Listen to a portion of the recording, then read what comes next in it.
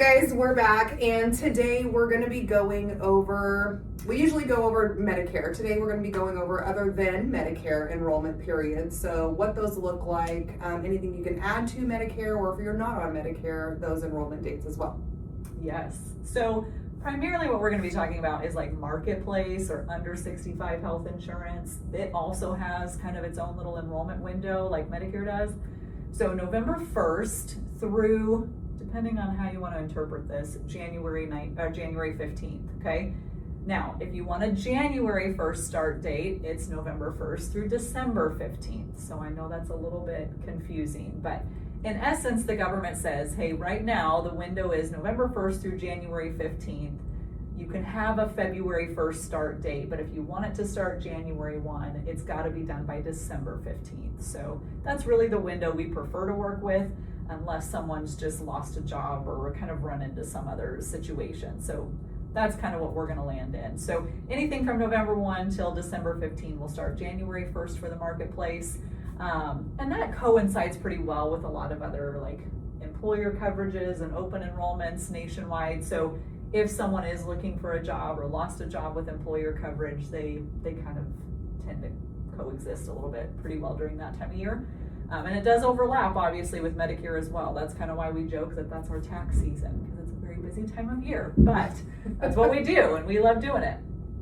So then, you know, there's a lot of products you can add to Marketplace, specifically also a few to Medicare that, you know, people kind of get confused. When can I add that? Or does it start, you know, first of the month, or when does that start? So going through some of the key products that we're going to put in place, I'll start with dental and vision. That's probably the most common that we add.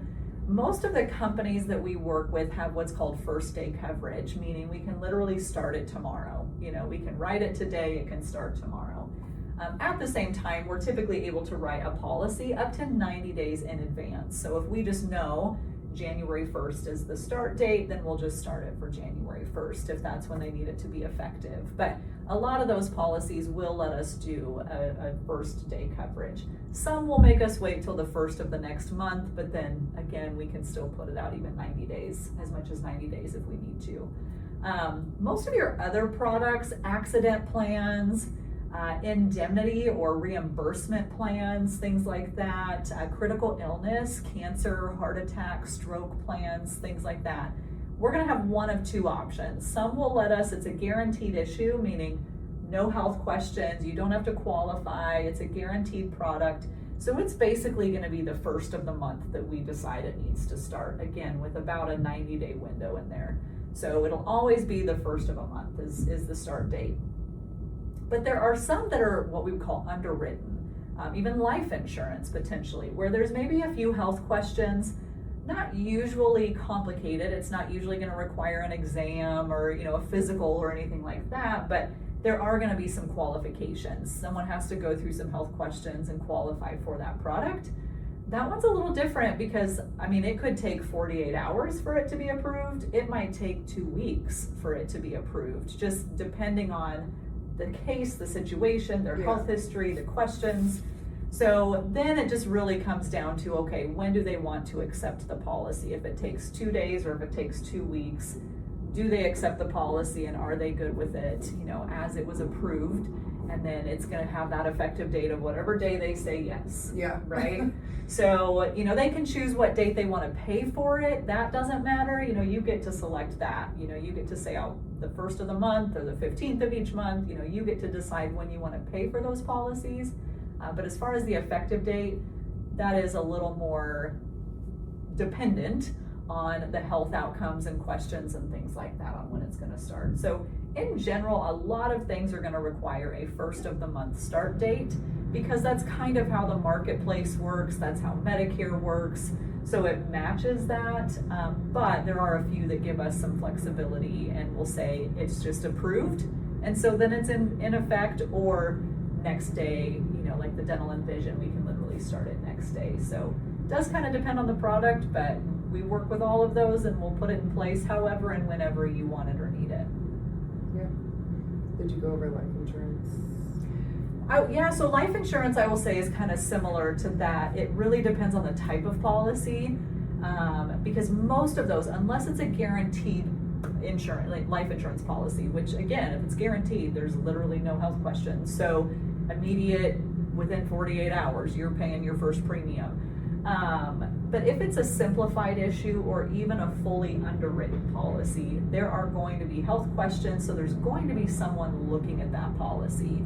I mean, yes, a lot of them are using AI and stuff like that, but there's still a lot of them that use a person to kind of review that bottom line information for approval or denial. So that's where it could fall into that. It could take 2 days, it could take 2 weeks. And if there is a full underwritten product, you know, we're looking at a higher dollar amount or a larger amount of coverage, so you do have to go through an exam and a paramed and a telephone interview. You know, if all that's involved, depending on how quickly someone can schedule those exams and things like that, it might take 6 weeks to get it approved. So a lot of companies are trying not to do those exams. They cost a lot of money, quite frankly, so they try not to do them if they don't have to.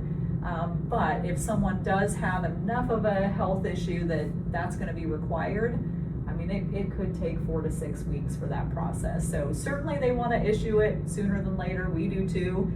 We try to do our best on the front end, you know, to do as good of a job of kind of our side of underwriting, you know, asking the questions, kind of narrowing it down to the right company, the right policy that will make it the easiest process possible. But then there's some times where something comes up that we just didn't know or nobody could have foreseen, and it just takes a little bit longer. So, I mean, the good news is we get updated, I mean, pretty much every other day on a policy as far as if it's in that process. So we can let you know, hey, is there anything that they're missing? Do you need to do a telephone interview? Do they need to pull your doctor records? Again, they don't want to do that. It costs them a lot of money and time, but they will if they have to. So just depends on how complicated it gets. And those can be written at any time too. There's Absolutely. not certain by this date and this date. You can add them to your. Yeah, absolutely. And you really want to have that conversation before you retire, if at all possible. A lot of people don't think about life insurance until they realize, oh, I'm not going to have it anymore because I'm leaving work and that policy is going away. So certainly I would say, you know, let us know before you retire. We can be written after, that's fine, but so that there's no lapse in coverage, you know, it would be great for us to get to submit an application before you've left work. So that way, once you do leave, that one ends and you've got the other one in place, and now you're good to go and don't have to worry about it. It's a lot cheaper the younger you get it. Absolutely. The younger you can get it, for sure. The easier you'll qualify. Yes, the cheaper health it is. issues are likely less, you know, all those things. It's going to save you money, absolutely. Yeah. I'm just a big fan of people owning their insurance and not renting it. You know, renting it is a little more, you're getting it through that employer because it's not really yours. You know, you leave, the company changes benefit packages, they change benefit companies, they no longer offer life insurance or whatever. Yeah. You don't have that control. So I am a big fan of you owning your own insurance. But certainly if you're at that point of retirement, obviously, then hey, give us a call sooner than later. Let's get it in place. And hopefully you make that transition to retirement and that one ends and the new one begins. Yeah, perfect. Yeah, if you have any questions, just give us a call. Thanks, guys.